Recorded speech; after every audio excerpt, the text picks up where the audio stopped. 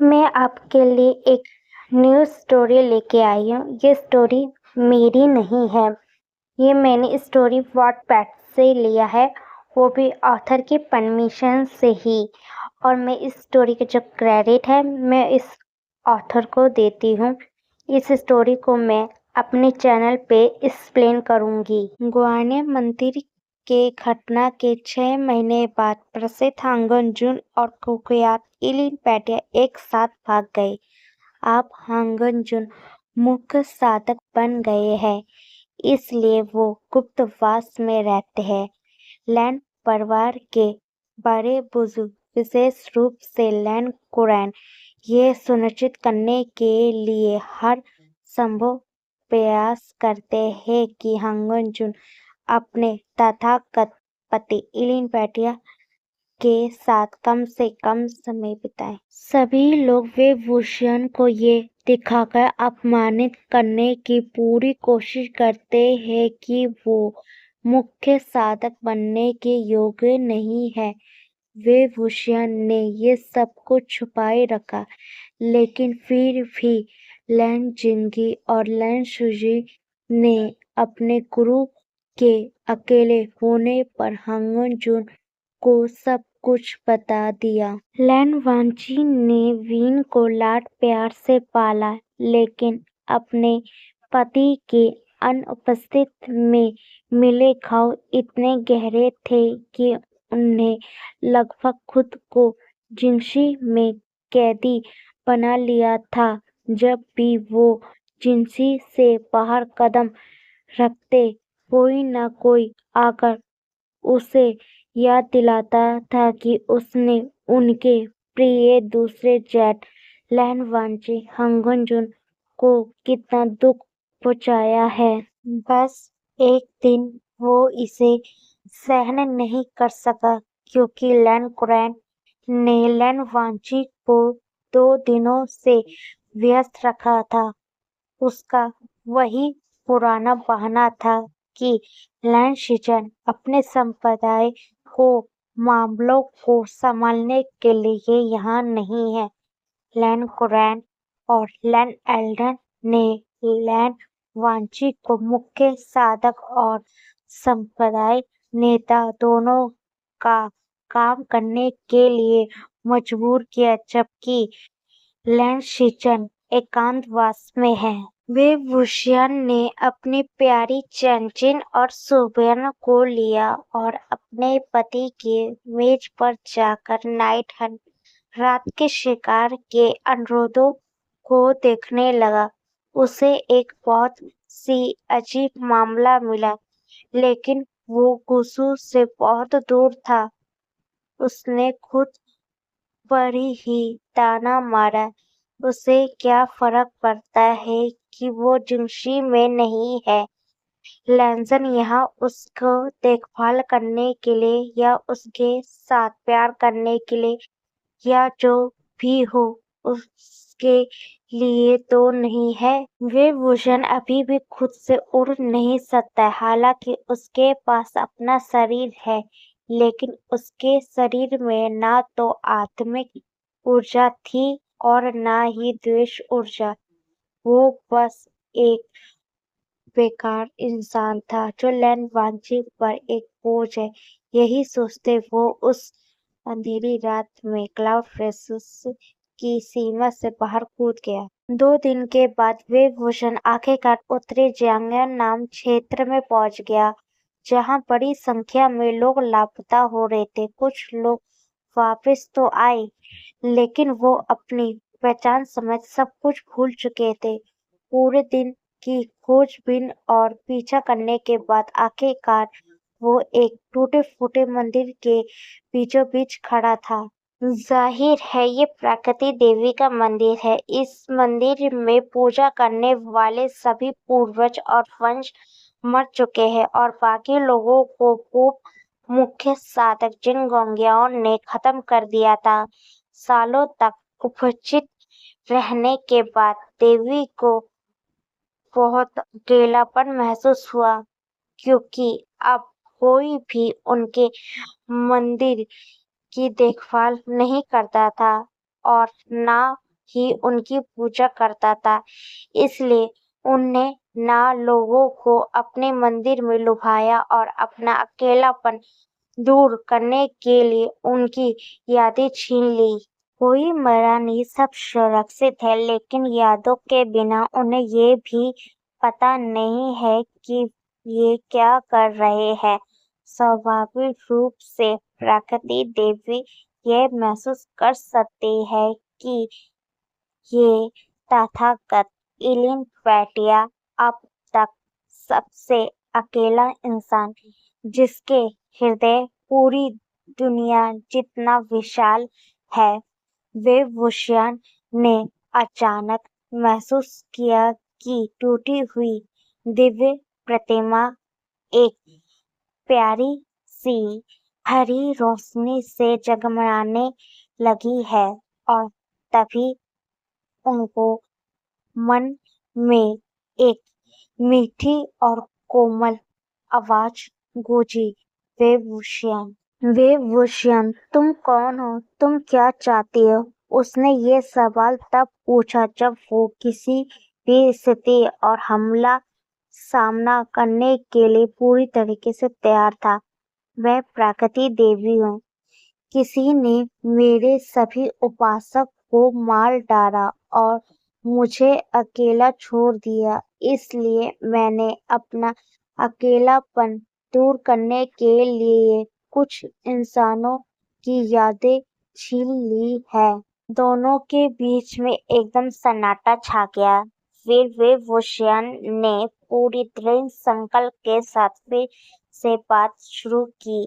वेवुशियन, ओ, आप एक देवी हो और मैं जैसा एक साधारण इंसान आपका मुकाबला नहीं कर सकता।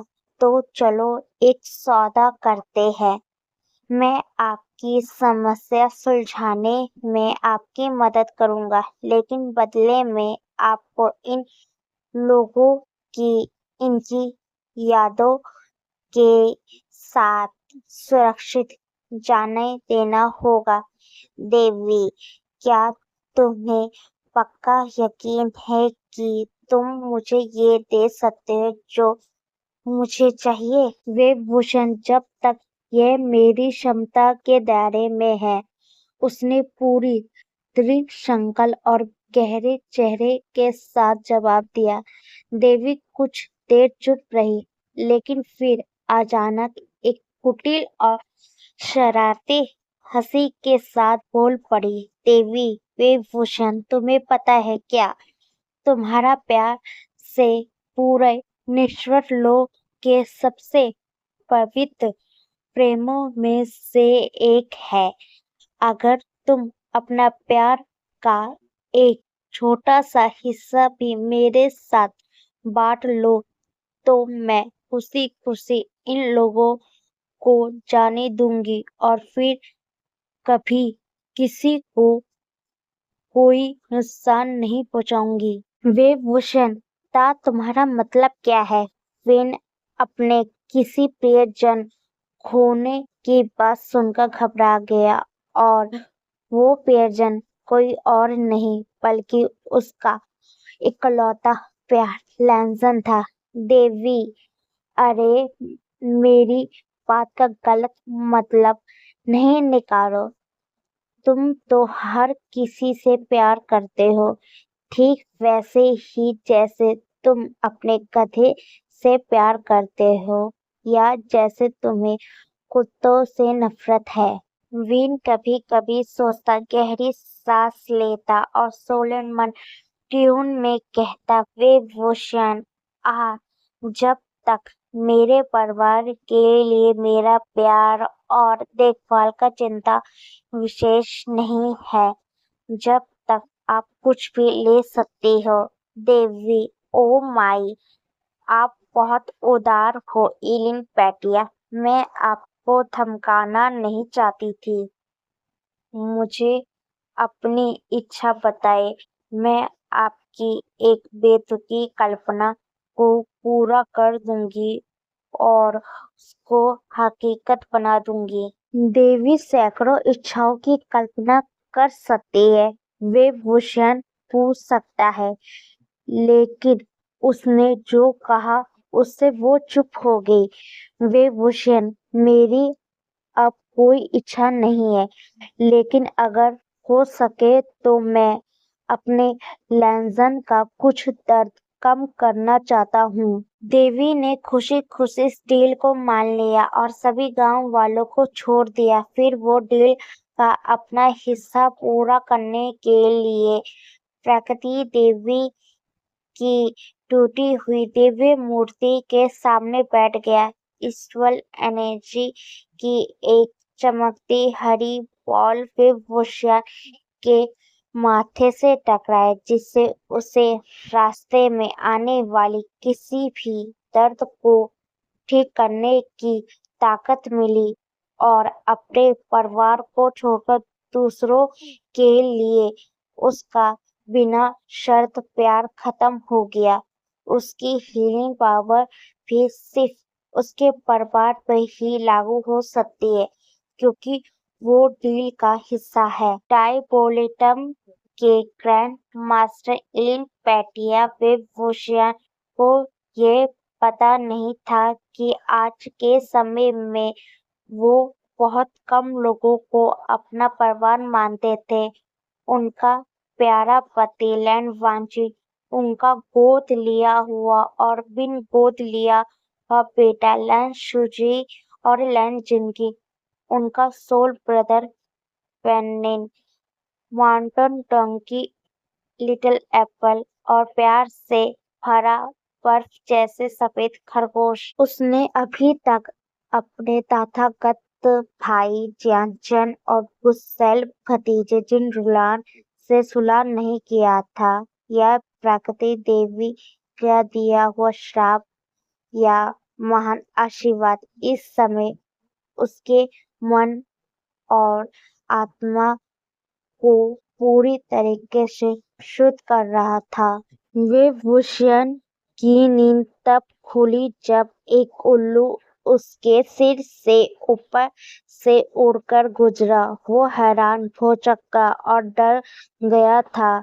वो जंगल के बीचों बीच लिटिल एप्पल के पीठ पर बिल्कुल अकेला क्या कर रहा था, जब सच्चाई उसके ऊपर बिजली की तरह गिरी। वो वही रात थी जब वो मो मैनर में दोबारा जिंदा होने के बाद हंगुंजू से भागकर दूर चला गया था। मोज़ुआनो उसके शरीर को नहीं ढूंढ पाता। अगर ना निहोसाई का ये किया धरा ना होता, उसने 13 साल तक उसके शरीर को छुपाए रखा। इससे वो ना तो शांति से जी सका और ना ही वो मर सका। वो अपने लैंसन के सवालों का जवाब नहीं दे सका, क्योंकि उसके पास इतनी ऊर्जा बची नहीं थी। अपने कभी वफादार दोस्त रहे निहोसन के लिए उसके दिल से सिर तक एक ठंडी सी सिहरन दौड़ गई। लैंड वांची को उसके लिए शोक मनाने पर मजबूर होना पड़ा, जबकि वो पूरी तरीके से जिंदा था।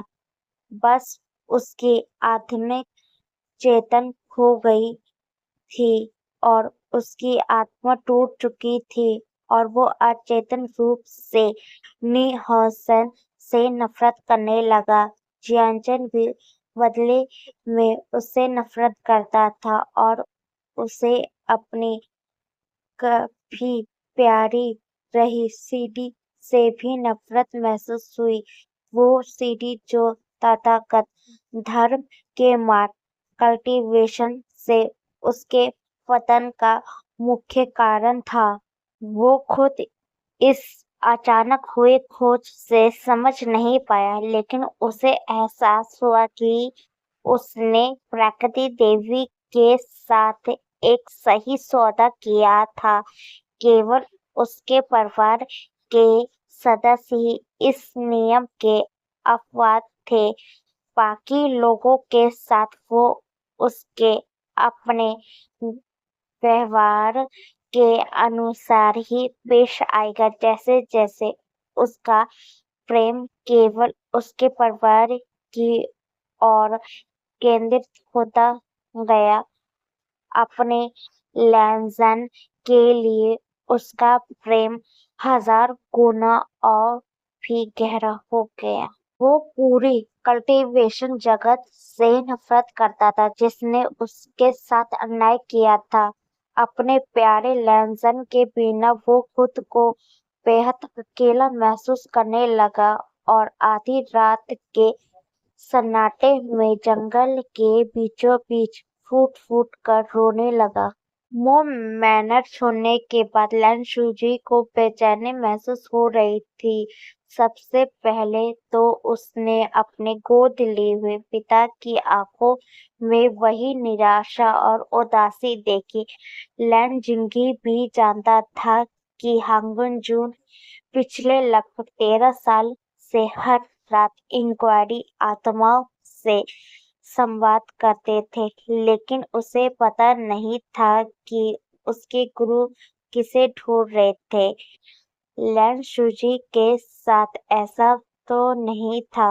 उसने अपने गोद लिए पिता को अपनी वांची बुकिन पर खून बहते उंगलियों के साथ अपने प्यार विन के लिए चुपचाप रोते हुए देखा था। हालांकि क्लाउड रिसर्च में गपशप करना मना था, लेकिन वो कभी भी 4 दीवारों में कैद होकर नहीं रहता था और हर कोई ये कहता था कि वे भूषण जिसे इलिन पैटिया या दानव कहा जाता था और वो लैन हांगुन एक दूसरे के कट्टर दुश्मन थे। आग और बर्फ की तरह हांगुन वेशभूषण के अंधकार मार्ग के कारण उससे नफरत करते थे, लेकिन अपने सालों के अनुभव से लैन शूजी को ये अच्छी तरह से जानता था कि ये बात बिल्कुल भी सच नहीं थी। उसके पिता के शुरुआती साल में 30 साल तक एकांतवास में रहने और उसे मिली कठोर सजा का कारण भी वही इलिन पैटिया ही था। अगर वो किसी को सही सही बताना हो तो यही कहे कि वो दोनों असल में एक दूसरे के खूब प्रेमी थे। लैन शूजी बचपन से ही अपने पिता से कई मौके पर, जैसे ही अपने जन्मदिन पर, एक बहुत ही आत्मिक, रोमांटिक और सुकून देने वाली धुन सुना करता था, मानो ये गीत किसी खास व्यक्ति को ध्यान अपनी ओर खींचने के लिए बजा रहा हो।